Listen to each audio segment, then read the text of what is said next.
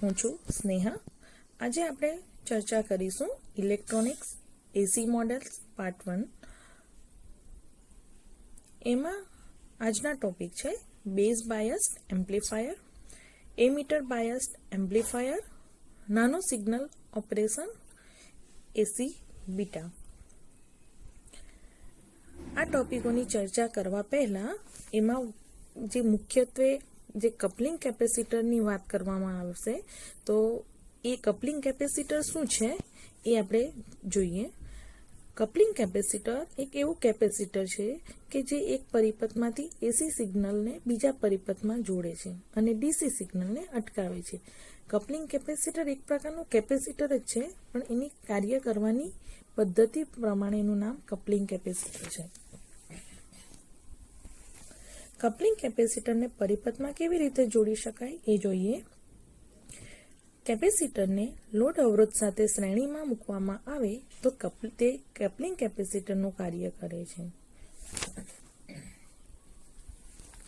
અહીં કેપેસિટર એસી સિગ્નલને પસાર થવા દે છે, જેવા કે ઊંચા આવૃત્તિના સિગ્નલ, અને ડીસી સિગ્નલને અટકાવે છે, જેવા કે નીચી આવૃત્તિના સિગ્નલ। કેપેસિટર વિદ્યુત ક્ષેત્રના સ્વરૂપે ઉર્જાનો સંગ્રહ કરે છે, જ્યારે ઇન્ડક્ટર ચુંબકીય ક્ષેત્રના સ્વરૂપે ઉર્જાનો સંગ્રહ કરે છે। આ બંને ઘટકો અલગ અલગ આવૃત્તિએ અલગ અલગ રીતે કાર્ય કરે છે।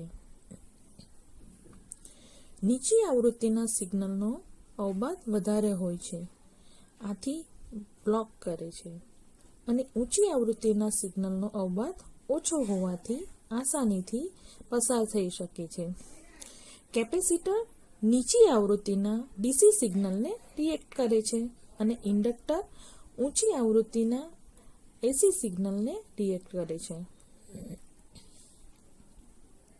હવે આપણે જાણીશું કપલિંગ કેપેસિટરનો ઉપયોગ। અહીં એક ડાયાગ્રામ દર્શાવ્યો છે, એના પરથી સમજીશું। કપલિંગ કેપેસિટર સામાન્ય રીતે ઓડિયો પરિપથો જેવા કે માઇક્રોફોન પરિપથમાં વપરાય છે, કે જેના પરિપથના આઉટપુટમાં ફક્ત ઊંચી આવૃત્તિના સિગ્નલની જરૂર પડે છે। એટલે કે જ્યાં આઉટપુટમાં એસી સિગ્નલ મેળવવો હોય ત્યાં કપલિંગ કેપેસિટરનો ઉપયોગ થાય છે, જ્યારે ડીસી સિગ્નલ ફક્ત પરિપથને પાવર પૂરો પાડવા માટે વપરાય છે, પરંતુ તે આઉટપુટમાં મળતો નથી। માઇક્રોફોનમાં આપણી સ્પીચ એસી સિગ્નલમાં હોય છે, જ્યારે માઇક્રોફોનના આઉટપુટમાંથી એસી સિગ્નલ પસાર થાય છે ત્યારે સ્પીકરમાંથી અવાજ સંભળાય છે। ડીસી સિગ્નલ ફક્ત પાવર પૂરો પાડવાના હેતુથી જ વાપરવામાં આવે છે, આથી ધ્યાન રાખવું જરૂરી છે કે જ્યારે એસી સિગ્નલ પસાર થાય છે ત્યારે ડીસી બ્લોક હોય છે। આ માટે આપણે કપલિંગ કેપેસિટર વાપરીએ છીએ। મિત્રો, અહીં તમે આકૃતિ એમાં જોઈ શકો છો કે વોલ્ટેજ ઉદ્ગમ કેપેસિટર અને અવરોધ સાથે જોડવામાં આવેલું છે। કેપેસિટરનો અવબાધ એ આવૃત્તિના વ્યસ્ત પ્રમાણમાં હોવાથી કેપેસિટર એ ડીસી સિગ્નલને બ્લોક કરશે અને એસી સિગ્નલનું આગળ વહન કરવા દેશે। જો આવૃત્તિ ઊંચી હોય તો પ્રતિઘાત એટલે કે રિએક્ટન્સ એ અવરોધ કરતાં ખૂબ જ નાનો હોય છે। આવા કિસ્સામાં બધા જ એસી વોલ્ટેજ ઉદ્ગમ અવરોધ આડે મળે છે। આવી રીતે જ્યારે કેપેસિટરનો ઉપયોગ કરવામાં આવે ત્યારે આ કેપેસિટરને કપલિંગ કેપેસિટર કહેવામાં આવે છે, કારણ કે તે એસી સિગ્નલને અવરોધ સાથે જોડે છે, અથવા તો કહી શકીએ કે એસી સિગ્નલનું વહન કરે છે।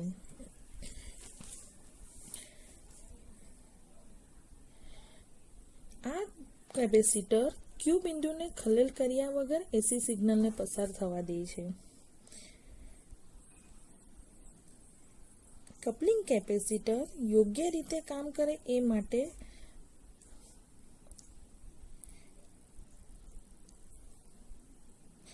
એસી ઉદ્ગમની નીચી આવૃત્તિએ તેનો પ્રતિબાધ અવરોધ કરતાં ઘણો નાનો હોવો જરૂરી છે।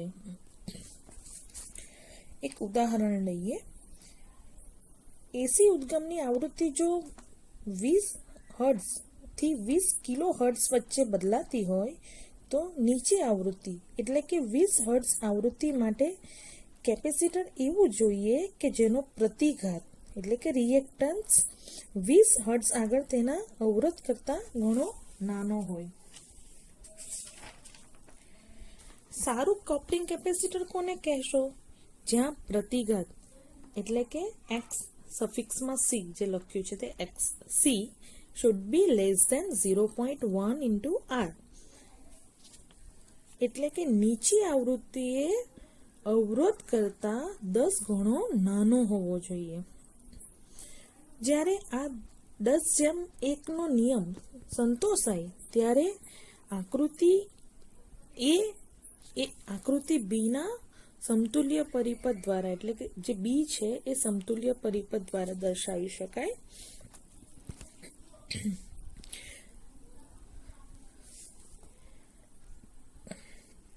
અહીં અવબાધ એટલે કે ઇમ્પિડન્સનું મૂલ્ય આપણે લખી શકીએ capital Z equal to √R² plus XC². અહીં XC પ્રતિઘાત અવરોધ કરતા 10 ગણું નાનું લેવામાં આવે તો Z equal to √R² plus 0.1 R² બરાબર શું મળશે આપણને? Z equal to 1.005 into R. નીચી આવૃત્તિએ અવબાધ એ R કરતા અડધા % જેટલું જ હોવાથી આકૃતિ A માં પ્રવાહ પણ આકૃતિ બી ના પ્રવાહ કરતા અડધા % ના મૂલ્યનું જ મળશે. સારું કપ્લિંગ કેપેસિટર 10:1 ના નિયમને સંતોષે છે. આથી બધા જ કપ્લિંગ કેપેસિટરને એસી શોર્ટ તરીકે ધ્યાનમાં લેવામાં આવે છે. હવે જે આકૃતિ બી માં દર્શાવ્યું છે તે જોઈએ. ડીસી વોલ્ટેજની આવૃત્તિ સામાન્યતઃ 0 હોય છે. આ શૂન્ય આવૃત્તિએ કપ્લિંગ કેપેસિટરનો પ્રતિઘાત અનંત મળે છે. આ પરથી બે બાબતો ફલિત થાય છે. એક, એસી વિશ્લેષણ માટે કેપેસિટર શોર્ટ હોય છે, જ્યારે ડીસી વિશ્લેષણ માટે કેપેસિટર ઓપન હોય છે. હવે આપણે એક ઉદાહરણ લઈએ. આકૃતિમાં બરાબર જોઈને લઈએ. આકૃતિમાં જો કેપિટલ આર એટલે કે અવરોધ 2 કિલો ઓહમ અને આવૃત્તિ 20 હર્ટ્ઝથી 20 કિલો હર્ટ્ઝ હોય તો સારું કપ્લિંગ કેપેસિટર એટલે કે ગુડ કપ્લિંગ કેપેસિટર બનાવવા માટે સી કેટલો હોવો જોઈએ? અહીં આર છે 2 કિલો ઓહમ એટલે કે 2000 ઓહમ. એનું જો 0.1 ઇન્ટુ આર એટલે કે R/10 કરશો તો કેટલો મળશે? 200 ઓહમ. હવે 10:1 ના નિયમ ધ્યાનમાં લઈએ, જે છે નીચી આવૃત્તિએ XC એ કેપિટલ આર કરતા 10 ગણું નાનું હોવું જોઈએ. 20 હર્ટ્ઝ આગળ XC લેસ ધેન 0.1 R એટલે કે XC is less than 200 R. હવે જે XC પ્રતિઘાત છે એનું સૂત્ર 1/ωc. ઓમેગા છે કોણીય આવૃત્તિ જેનું મૂલ્ય છે 2πf એટલે 1/2πfc. માટે આપણે મૂલ્ય મૂકીએ તો f આપણી પાસે છે 20 હર્ટ્ઝ અને XC નું મૂલ્ય છે 200 ઓહમ. તો આપણને C કેટલો મળશે? 39.8 માઇક્રો ફેરાડે. તો આ મૂલ્યનું જો કેપેસિટર હશે તે એ આપણને સારું કપ્લિંગ કેપેસિટર તરીકે કાર્ય કરશે એવું આપણે કહી શકીએ. અહીં જે વાપરવામાં આવશે સંજ્ઞાઓ તેની થોડી વાતો કરી લઈએ. એ કેવી રીતે એના સંજ્ઞાઓ દર્શાવાય છે. ડીસી રાશિ માટે સંજ્ઞા પદ્ધતિ છે. ડીસી પ્રવાહ માટે કેપિટલ આઈ કેપિટલ ઈ સફિક્સમાં લખાય જો એમીટર પ્રવાહ હોય તો. કલેક્ટર પ્રવાહ હોય તો કેપિટલ આઈ સફિક્સમાં સી અને બેઝ પ્રવાહ હોય તો કેપિટલ આઈ સફિક્સમાં બી. વોલ્ટેજ માટે એવી જ રીતે લખાશે. એમીટર વોલ્ટેજ માટે VE, કલેક્ટર વોલ્ટેજ માટે VC અને બેઝ વોલ્ટેજ માટે VB. અને જે ટર્મિનલ્સ છે બધા પરિપથના, તેમની વચ્ચે જો ડીસી વોલ્ટેજ જોવું હોય તો એને સંજ્ઞા છે VB, એટલે કે બેઝ અને એમીટર વચ્ચેનો વોલ્ટેજ, VCE એટલે કે કલેક્ટર એમીટર વચ્ચેનો વોલ્ટેજ, VCB એટલે કે કલેક્ટર બેઝ વચ્ચેનો વોલ્ટેજ. અને અવરોધ ડીસી પરિપથ માટે કેપિટલ R સંજ્ઞાથી દર્શાવાશે. હવે એસી માટે જો વાત કરીએ તેમાં એસી પ્રવાહ માટે I સફિક્સમાં E, પણ અહીં I જે છે બધા સ્મોલ છે, સ્મોલ લેટરના છે, સેકન્ડ ABCD. વોલ્ટેજ માટે એવી રીતે સ્મોલ V વાપરશું, emitter voltage, collector voltage, base voltage. અને એવી જ રીતે ટર્મિનલના એસી વોલ્ટેજ માટે VBE, VCE અને VCB. અને અવરોધ છે સ્મોલ r દ્વારા દર્શાવવામાં આવે છે. હવે આપણે વાત કરીએ ડીસી પરિપથની. અહીં આકૃતિમાં એક ડીસી પરિપથ દર્શાવવામાં આવ્યો છે જે બેઝ બાયસ્ડ પરિપથ તરીકે ઓળખાય છે. ઉદાહરણ રૂપે ઘણી બધા મૂલ્યો દર્શાવ્યા છે. એમાં ડીસી બેઝ વોલ્ટેજ છે +0.7 વોલ્ટ. 0.7 વોલ્ટ કરતાં 30 વોલ્ટ વધારે હોવાથી બેઝ પ્રવાહ આશરે 30 વોલ્ટ ભાગ્યા 1 મેગા ઓહમ થશે. એટલે કે IB કેટલો મળશે? 30 માઇક્રો એમ્પિયર. પ્રવાહ ગેઇન 100 હોવાથી IC બરાબર 3 મિલી એમ્પિયર. અને કલેક્ટર વોલ્ટેજ આપણે શોધશું આ સૂત્ર દ્વારા, VC VCC minus IC into RC. VCC છે 30 વોલ્ટ, IC છે 3 મિલી એમ્પિયર અને RC છે 5 કિલો ઓહમ. તો VC આપણને મળશે 15 વોલ્ટ. આથી ક્યુ બિંદુનું સ્થાન કયું મળશે? શેની વચ્ચે મળશે? 3 મિલી એમ્પિયર અને 5 વોલ્ટની વચ્ચે. તમે જો ગ્રાફ દોરો કરંટ અને વોલ્ટેજનો, તો આ બે બિંદુની વચ્ચે ક્યુ બિંદુનું સ્થાન મળશે. હવે આપણે ચર્ચા કરીશું બેઝ બાયસ્ડ એમ્પ્લીફાયર. તેમાં વિવર્ધિત પરિપથ એટલે કે એમ્પ્લીફાઈડ સર્કિટ વિશે. અહીં એમ્પ્લીફાઈંગ સર્કિટ એટલે કે વિવર્ધિત પરિપથ દર્શાવ્યો છે. અહીં આપણે જોઈ શકીએ કે એક કપલિંગ કેપેસિટર એ એસી ઉદ્ગમ અને બેઝ વચ્ચે જોડવામાં આવ્યો છે, અને બીજું કપલિંગ કેપેસિટર કલેક્ટર અને લોડ વચ્ચે 100 કિલો ઓહમ પાસે જોડવામાં આવ્યો છે. આ બંને કપલિંગ કેપેસિટર ડીસી પ્રવાહને ઓપન છે, પરંતુ પ્રથમ એટલે કે ડાબી બાજુનું કપલિંગ કેપેસિટર બેઝ પ્રવાહ સાથે સંબંધિત છે. બેઝ તમે જોઈ શકો છો, ડાબી બાજુનું જે કપલિંગ કેપેસિટર છે એ બેઝ સાથે સંબંધિત છે, જ્યારે જમણી બાજુનું કપલિંગ કેપેસિટર કલેક્ટર વોલ્ટેજ સાથે સંબંધિત છે. કપલિંગ કેપેસિટર્સ એસી ઉદ્ગમ અને લોડ અવરોધને ક્યુ બિંદુમાં ફેરફારથી અટકાવે છે. અહીં પરિપથમાં એસી ઉદ્ગમ 100 માઇક્રોવોલ્ટ છે, તે તમે જોઈ શકો છો. કપલિંગ કેપેસિટર એસીને શોર્ટ કરતું હોવાથી બધો જ એસી ઉદ્ગમ વોલ્ટેજ બેઝ અને ગ્રાઉન્ડ વચ્ચે અસ્તિત્વ ધરાવે છે. આ એસી વોલ્ટેજ એસી બેઝ પ્રવાહ ઉત્પન્ન કરે છે, એટલે કે બેઝ પ્રવાહમાં એસી અને ડીસી બંને ઘટકો હોય છે. હવે આપણે જોઈશું એક ગ્રાફ દ્વારા સમજીશું જે સર્કિટ ડાયાગ્રામ છે ને વિવર્ધિત પરિપથનો જે ગ્રાફ છે એના દ્વારા સમજીશું. અહીં પ્રથમ ગ્રાફમાં આપણે જોઈ શકીએ છીએ કે એસી ઘટક એ ડીસી ઘટક પર આચ્છાદિત થયેલો છે, જ્યાં ધન અર્ધચક્રમાં એસી બેઝ પ્રવાહ ડીસી બેઝ પ્રવાહના 30 માઇક્રોએમ્પિયરનો વધારો કરે છે અને ઋણ અર્ધચક્રમાં 30 માઇક્રોએમ્પિયરનો ઘટાડો કરે છે.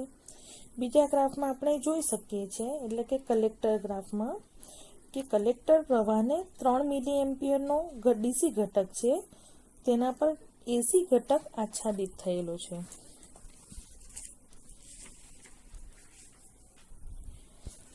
અહીં વિવર્ધિત કલેક્ટર પ્રવાહ કલેક્ટર અવરોધમાંથી વહેશે, આથી વોલ્ટેજમાં ફેરફાર જણાશે.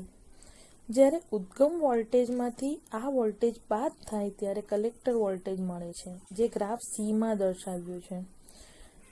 ફરીથી એસી ઘટક ડીસી ઘટક પર આચ્છાદિત થાય છે, પ્લસ 15 વોલ્ટ કલેક્ટર વોલ્ટેજ મળશે. બેઝ પ્રવાહના ધનાત્મક અર્ધચક્ર દરમિયાન કલેક્ટર વીજ પ્રવાહ વધે અને ઋણ અર્ધચક્ર દરમિયાન કલેક્ટર પ્રવાહ ઘટે. આ રીતે તમે સમજી શકો છો. અહીં આપણે બેઝ બાયસ્ડ એમ્પ્લીફાયરની તરંગ સ્વરૂપ રચના વિશે સમજીશું. એસી ઉદ્ગમ વોલ્ટેજ એ નાનો સાઇન્યુસોઇડલ વોલ્ટેજ છે, એટલે કે જયાવર્તી છે, જેને બેઝ સાથે જોડવામાં આવ્યો છે. સાઇન્યુસોઇડલ એટલે તરંગના સ્વરૂપમાં એસી સિગ્નલ, જે છે 0.7 વોલ્ટના ડીસી ઘટક પર આચ્છાદિત થાય છે. આ બેઝ વોલ્ટેજમાં જે ફેરફાર થાય છે તેને કારણે બેઝ કરંટ, કલેક્ટર વોલ્ટેજમાં પણ ફેરફાર જોવા મળે છે. અહીં તમે આઉટપુટ કપલિંગ કેપેસિટર જોઈ શકો છો, જે ડીસી પ્રવાહને ઓપન હોવાથી ડીસી ઘટક બ્લોક કરશે અને એસીને શોર્ટેડ હોવાથી લોડ અવરોધને એસી કલેક્ટર વોલ્ટેજ સાથે જોડે છે. આથી સરેરાશ શૂન્ય મૂલ્ય સાથે લોડ વોલ્ટેજ એ શુદ્ધ એસી સિગ્નલ આપે છે.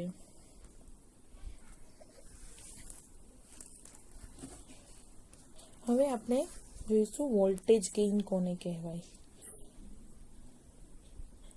વોલ્ટેજ ગેઇન એ એસી આઉટપુટ વોલ્ટેજ અને એસી ઇનપુટ વોલ્ટેજનો ગુણોત્તર છે. તેના મૂલ્યનો કોઈ એકમ નથી. એક ઉદાહરણ લઈએ. ધારો કે 100 માઇક્રોવોલ્ટના એસી ઇનપુટ વોલ્ટેજ સાથે 50 મિલીવોલ્ટનો એસી લોડ વોલ્ટેજ આપવામાં આવે તો વોલ્ટેજ ગેઇન કેટલો મળશે? જે મળશે capital A is equal to 50 millivolt by 100 microvolt equal to 500. હવે બીજું એક ઉદાહરણ લઈએ, જેમાં આપણે આઉટપુટ વોલ્ટેજ શોધીએ. જો ઇનપુટ વોલ્ટેજ 2 મિલીવોલ્ટ આપ્યો હોય અને જો વોલ્ટેજ ગેઇન 200 આપ્યો છે, તો આ સૂત્ર પરથી આપણને આઉટપુટ વોલ્ટેજ કેટલો મળશે? 400 મિલીવોલ્ટ. હજી એક ઉદાહરણ લઈએ, જેમાં આપણે ઇનપુટ વોલ્ટેજ શોધીએ. ધારો કે આઉટપુટ વોલ્ટેજ 2.5 વોલ્ટ આપ્યો છે અને વોલ્ટેજ ગેઇન 350 છે, તો ઇનપુટ વોલ્ટેજ કેટલો મળશે? ઇનપુટ વોલ્ટેજ મળશે આપણને 2.5 volt by 350 is equal to 7.14 millivolt.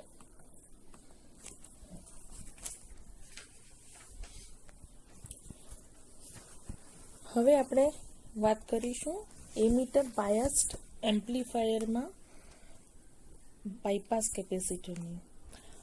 Base biased એમ્પ્લીફાયરને અસ્થિર ક્યુ બિંદુ હોય છે, આથી મોટે ભાગે એમ્પ્લીફાયર તરીકે ઉપયોગ થતો નથી.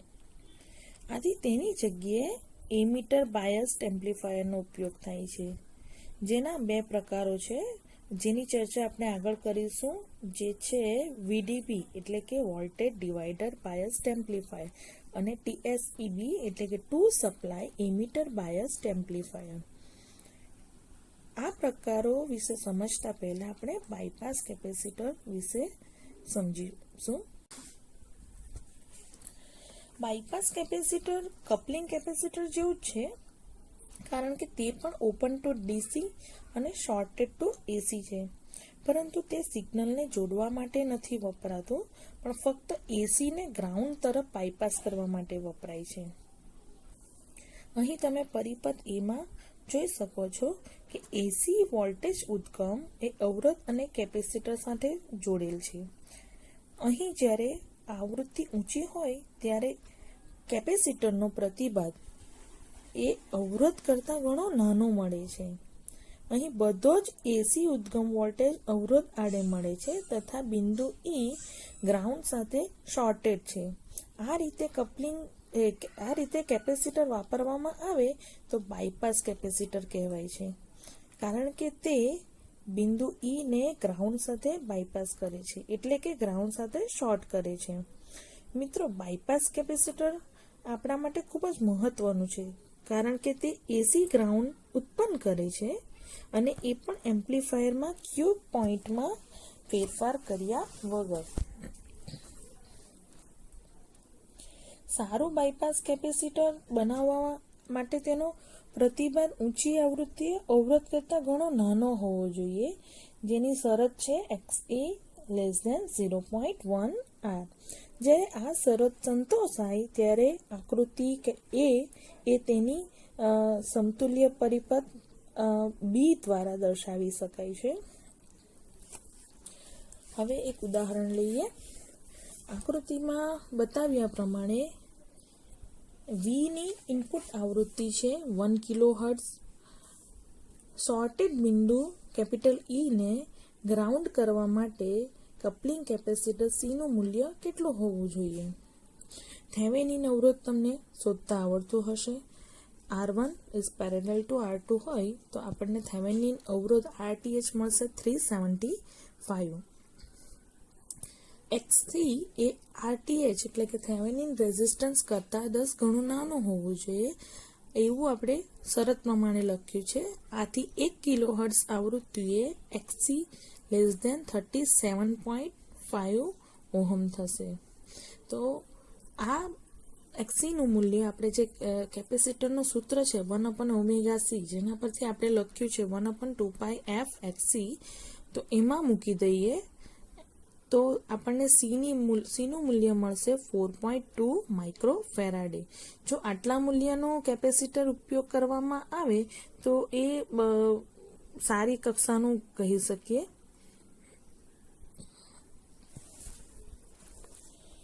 હવે આપણે વાત કરીશું voltage divider bias. Voltage divider bias વાપરવાનું મુખ્ય કારણ એ છે કે જે ટ્રાન્ઝિસ્ટર છે અહીં એક્ટિવ વિસ્તારમાં કાર્ય કરે છે. મિત્રો, આપણે વોલ્ટેજ ડિવાઈડર બાયસ એમ્પ્લીફાયરનો જે સર્કિટ ડાયાગ્રામ અહીં જોઈ શકીએ છીએ તેના પછી આપણે નીચેની બાબતો ફલિત કરીશું કે આ પરિપથમાં ડીસી મૂલ્યો આ પ્રમાણે છે. VB એટલે કે બેઝ વોલ્ટેજ છે 1.8 વોલ્ટ, VE 1.1 વોલ્ટ, VC એટલે કે collector voltage 6.04 volt, collector current IC 1.1 મિલી એમ્પિયર. અહીં ડીસી વોલ્ટેજીસ અને કરંટ્સની ગણતરી કરવા માટે બધા જ કેપેસિટર્સ ઓપન છે એવી કલ્પના કરી લેવાની છે. અહીં આપણે જોઈ શકીએ છીએ કે એક કપલિંગ કેપેસિટર ઉદ્ગમ અને બેઝ વચ્ચે છે અને બીજું કપલિંગ કેપેસિટર લોડ અવરોધ વચ્ચે છે તથા બાયપાસ કેપેસિટર એમીટર અને ગ્રાઉન્ડ વચ્ચે છે. બાયપાસ કેપેસિટર વગર એસી બેઝ કરંટ ખૂબ જ નાના મૂલ્યોનો મળશે અને જો તેનો ઉપયોગ કરીશું તો વોલ્ટેજ ગેઇન મોટા મૂલ્યનો મળશે. આ પરિપથમાં 100 માઇક્રોવોલ્ટનો ઉદ્ગમ વોલ્ટેજ બેઝમાં જોડેલ છે. આ વોલ્ટેજ બાયપાસ કેપેસિટર્સને કારણે બેઝ એમીટર ડાયોડની આડે મળશે. આથી એસી બેઝ કરંટ વિવર્ધિત એટલે કે એમ્પ્લીફાઈડ એસી કલેક્ટર વોલ્ટેજ ઉત્પન્ન કરશે. હવે આપણે ચર્ચા કરીશું વીડીબી તરંગ રચનાઓની. જ્યાં ડાયાગ્રામમાં તમે તરંગ રચનાઓ જોઈ શકો છો. એસી સોર્સ વોલ્ટેજ સરેરાશ શૂન્યવાળો નાનો સાઇનુસોઇડલ વોલ્ટેજ ધરાવે છે. તમે જોઈ શકો છો ડાયાગ્રામમાં. અહીં 1.8 વોલ્ટના ડીસી વોલ્ટેજ પર એસી બેઝ વોલ્ટેજ આચ્છાદિત થયેલ છે, જે આપ જોઈ શકો છો. અહીં કલેક્ટર વોલ્ટેજ એ વિવર્ધિત અને ઉલટાયેલો એટલે કે એસી વોલ્ટેજ ધરાવે છે, જે +6.04 વોલ્ટના ડીસી કલેક્ટર વોલ્ટેજ પર આચ્છાદિત થયેલો છે. અહીં એમીટરમાં 1.1 વોલ્ટ નો શુદ્ધ ડીસી વોલ્ટેજ તમે જોઈ શકો છો. અહીં તમે જોઈ શકો છો કે એસી એમીટર વોલ્ટેજ નથી, કારણ કે આપણે બાયપાસ કેપેસિટર વાપર્યું છે. આથી એસી ગ્રાઉન્ડ થઈ જશે. હવે આપણે વાત કરીશું વોલ્ટેજ ડિવાઇડર બાયસ એમ્પ્લીફાયર રચનાએ સ્વતંત્ર ટ્રાન્ઝિસ્ટર એમ્પ્લીફાયર બનાવવાના સૌથી પ્રમાણભૂત રીત છે, એના વિશે ચર્ચા કરીશું. મિત્રો, અહીં ડિસ્ક્રીટનો અર્થ છે બધા જ ઘટકો, જેવા કે અવરોધો, કેપેસિટર્સ, ટ્રાન્ઝિસ્ટર્સ અલગ અલગ રીતે સર્કિટમાં દાખલ કરવામાં આવે છે. અહીં ધ્યાનમાં રાખવું જરૂરી છે કે ડિસ્ક્રીટ સર્કિટ એ ઇન્ટિગ્રેટેડ સર્કિટ એટલે કે આઈસી કરતાં અલગ છે, કારણ કે આઈસીમાં બધા જ ઘટકો અર્ધવાહક પર એક સાથે દાખલ કરવામાં આવે છે. હવે આપણે જોઈશું દ્વિસપ્લાય એમીટર બાયસ્ડ એમ્પ્લીફાયર. આ સર્કિટમાં દ્વિસપ્લાય એમીટર બાયસની નું ટૂંકું નામ છે TSEB એમ્પ્લીફાયર, જેમાં બેઝ વોલ્ટેજ છે એપ્રોક્સિમેટલી 0 વોલ્ટ, એમીટર વોલ્ટેજ છે -0.7 વોલ્ટ, કલેક્ટર વોલ્ટેજ છે 5.32 વોલ્ટ, કલેક્ટર કરંટ છે 1.3 મિલી એમ્પિયર. અહીં તમે જોઈ શકો છો કે 2 કપલિંગ કેપેસિટર અને એક એમીટર બાયપાસ કેપેસિટર છે.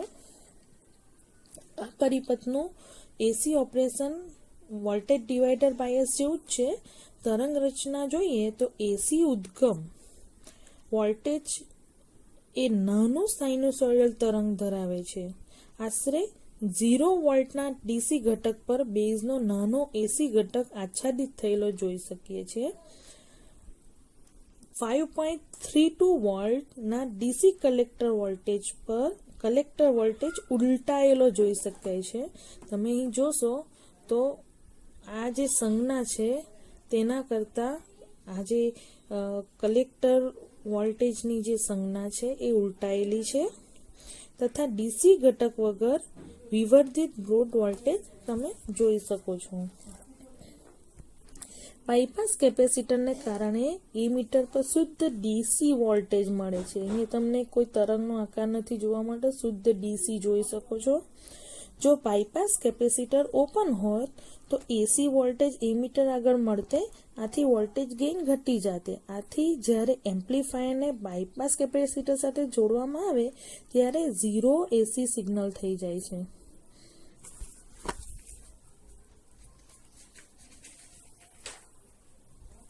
હવે આપણે જોઈશું સ્મોલ સિગ્નલ ઓપરેશન એટલે કે નાનું સિગ્નલ ઓપરેશન.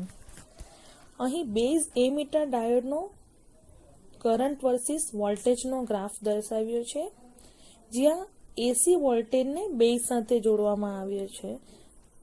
તો ત્યારે શું થાય? તો ત્યારે બેઝ ડાયોડ આડે વોલ્ટેજ મળે છે. આથી VBE એટલે કે બેઝ એમીટર વોલ્ટેજ તરફ સાઇનુસોઇડલ તરંગ ઉત્પન્ન કરે છે. હવે આપણે જોઈશું તાત્ક્ષણિક પરિચાલન બિંદુ. જ્યારે વોલ્ટેજ ધન પીક પોઈન્ટ તરફ આગળ વધે છે ત્યારે તાત્ક્ષણિક પરિચાલન બિંદુ કેપિટલ Q થી ઉપર તરફ ખસે છે. એનાથી ઉલટું જો તરંગ ઋણાત્મક પીક તરફ ઘટે તો તાત્ક્ષણિક પરિચાલન બિંદુ કેપિટલ Q બિંદુથી નીચેની તરફ ખસે છે. અહીં એસી વોલ્ટેજની સાઇઝ પરથી નક્કી કરાશે કે તાત્ક્ષણિક બિંદુ Q બિંદુથી કેટલું દૂર ખસે છે. અહીં આપણે કહી શકીએ કે મોટા મૂલ્યનો એસી બેઝ વોલ્ટેજ મોટા ફેરફારો ઉત્પન્ન કરે છે, જ્યારે નાના મૂલ્યનો બેઝ વોલ્ટેજ નાના ફેરફારો ઉત્પન્ન કરે છે. હવે આપણે સમજીશું વિકૃતિ વિશે. આ ગ્રાફ પરથી કહી શકીએ કે બેઝ પરના એસી વોલ્ટેજ એસી એમીટર વોલ્ટેજ ઉત્પન્ન કરે છે. આ એસી એમીટર કરંટને એસી બેઝ વોલ્ટેજની જેમ એક સમાન આવૃત્તિ હોય છે. દાખલા તરીકે જો એસી જનરેટરમાં બેઝ આવૃત્તિ 1 કિલોહર્ટ્ઝ હોય તો એસી એમીટર પ્રવાહની આવૃત્તિ પણ 1 કિલોહર્ટ્ઝ થશે અને એસી એમીટર પ્રવાહનો આકાર પણ એસી બેઝ વોલ્ટેજ જેવો જ હશે. એટલે કે એસી બેઝ વોલ્ટેજ જયાવર્તી હશે તો એસી એમીટર પ્રવાહ પણ જયાવર્તી થશે. એસી એમીટર પ્રવાહ એ એસી બેઝ વોલ્ટેજની સ્પષ્ટ પ્રતિકૃતિ એટલે કે રેપ્લિકા નથી. વક્ર ઉપર તરફ આગળ વધે તેમ તેમ એસી એમીટર પ્રવાહ ધન અર્ધચક્ર દરમિયાન થોડો વિસ્તરણ પામે છે અને ઋણ અર્ધચક્ર દરમિયાન થોડો સંકોચન પામે છે. આ એસી પ્રવાહના અર્ધચક્રનો વિસ્તરણ અને સંકોચનને વિકૃતિ એટલે કે ડિસ્ટોર્શન કહે છે. ઉચ્ચ કક્ષાના વિશ્વસનીય એમ્પ્લીફાયર માટે આ બિનજરૂરી છે, કારણ કે તે સંગીત અને અવાજ એટલે કે ધ્વનિને બદલી નાખે છે. હવે આપણે સમજીશું વિકૃતિ કેવી રીતે ઘટાડી શકાય. મિત્રો, વિકૃતિ ઘટાડવી હોય તો આ આલેખમાં દર્શાવ્યા પ્રમાણે એસી બેઝ વોલ્ટેજ ને નાનો કરવો પડશે. જ્યારે તમે બેઝ વોલ્ટેજનું પીકનું મૂલ્ય ઘટાડશો ત્યારે તાત્ક્ષણિક પરિચાલન બિંદુની હલચલને ઘટાડી શકાય છે, અર્થાત નાનો ફેરફાર મળશે. આથી ગ્રાફ ઓછો વક્રીય થાય છે. જો સિગ્નલ નાનો હોય તો ગ્રાફ સુરેખ મળે છે. આ વાત શા માટે મહત્વની છે? કારણ કે નાના સિગ્નલ માટે વિકૃતિ અવગણ્ય હોય છે. જ્યારે સિગ્નલ નાનો હોય ત્યારે એસી એમીટર કરંટ બેઝ વોલ્ટેજના સમપ્રમાણમાં હોય છે, કારણ કે ગ્રાફ મોટે ભાગે સુરેખ હોય છે. બીજા શબ્દોમાં કહીએ તો જો એસી બેઝ વોલ્ટેજ નાનો સાઇન વેવ હોય તો એસી એમીટર કરંટ પણ નાનો સાઇન વેવ બને છે કે જેમાં અર્ધચક્રોમાં વિસ્તરણ કે સંકોચન હોતું નથી. હવે આપણે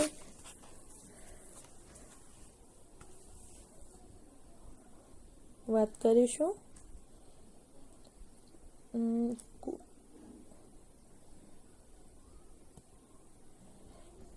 10% નિયમની.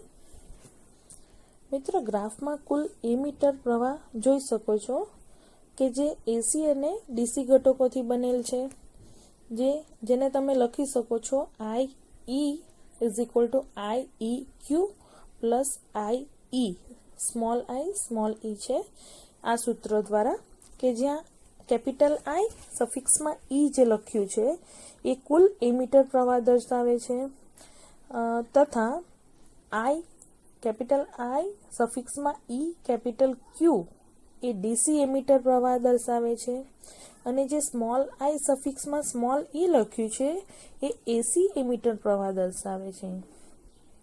મિત્રો, અહીં જો આપણે વિકૃતિ ઘટાડવું હોય તો સ્મોલ ઈ જે છે તેની પીક ટુ પીકનું મૂલ્ય IEQ ની સરખામણીમાં ખૂબ જ નાનું હોવું જોઈએ.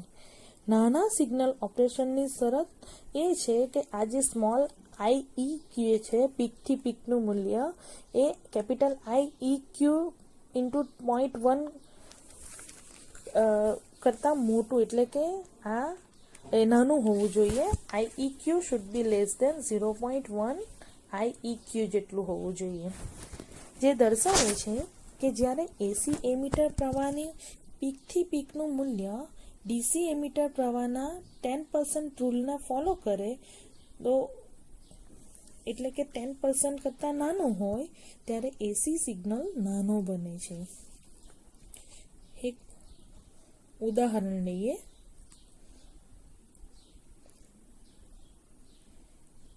આ આલેખમાં જો ડીસી એમીટર પ્રવાહ 10 મિલી એમ્પિયર હોય તો પીક ટુ પીકનું એમીટર પ્રવાહ એ તેના 10% કરતાં નાનો એટલે કે 10 મિલી એમ્પિયર બાય 10 એટલે કે 1 મિલી એમ્પિયર કરતાં નાનો હોય તો આ ઓપરેશન નાનું સિગ્નલ ઓપરેશન કહી શકાય. આમ આપણે એવા એમ્પ્લીફાયરનો ઉપયોગ કરવો જોઈએ કે જે નાના સિગ્નલ ઓપરેશનના 10% રૂલને ફોલો કરતો હોય. આવા પ્રકારના એમ્પ્લીફાયર્સ રેડિયો અને ટેલિવિઝન રિસીવર્સમાં ખૂબ વપરાય છે, કારણ કે એન્ટેનામાંથી આવતો સિગ્નલ ખૂબ જ નબળો હોય છે.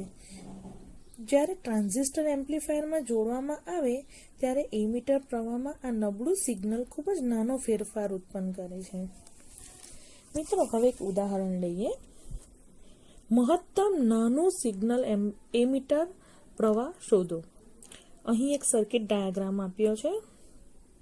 તો એના માટે પ્રથમ આપણે ક્યુ બિંદુ એમિટર પ્રવાહ શોધવો પડશે, એટલે કે આઈક્યુનું મૂલ્ય શોધવું પડશે.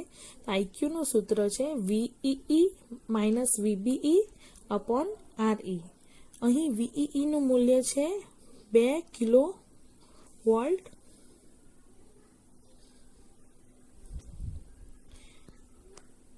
અને VBE છે 0.7 વોલ્ટ અને RE છે 1 કિલો ઓહમ. તો IEQ કેટલું મળશે? 1.3 મિલી એમ્પિયર. હવે નાનું સિગ્નલ એમિટર પ્રવાહનું જે સૂત્ર છે IE peak to peak should be less than 0.1 into IEQ.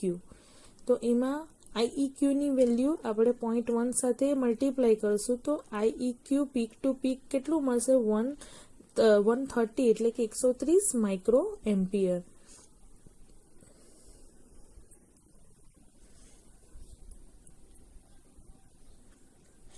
હવે આપણે જોઈશું એસી બીટા, જેમાં સંજ્ઞાઓ વિશે માહિતગાર કરીશ.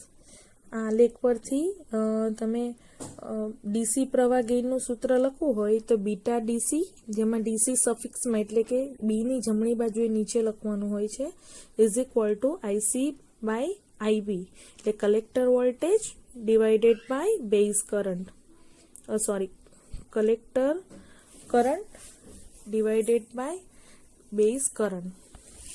અહીં પ્રવાહ ક્યુ બિંદુ આગળનો પ્રવાહ છે. ડીસી પ્રવાહ ગેઇન ક્યુ બિંદુના સ્થાન પર આધાર રાખે છે. એવી જ રીતે એસી પ્રવાહ ગેઇન લખવું હોય તો beta is equal to small I સફિક્સમાં સી એટલે કે collector current divided by small I સફિક્સમાં બી એટલે કે બેઝ કરંટનો ગુણોત્તર છે. Thank you.